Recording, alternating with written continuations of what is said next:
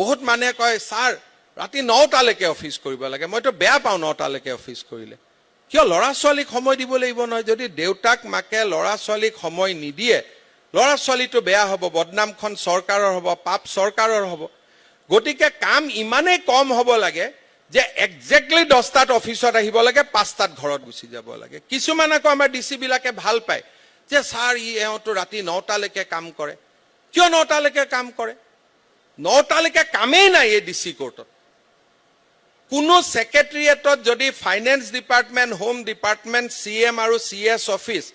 10টামান office যদি আমি বাদ দিওঁ সয়েল কনজাৰভেশ্যনত মানুহ ৰাতি 9টালৈকে কিয় বহিব লাগে হ্যান্ডলুম টেক্সটাইলত 9টালৈকে কিয় বহিব লাগে বহিবতো নালাগে সেইকাৰণে আজিকালি আমি আৰু এটা নিয়ম কৰিছো আপোনালোকে জানি ভাল পাব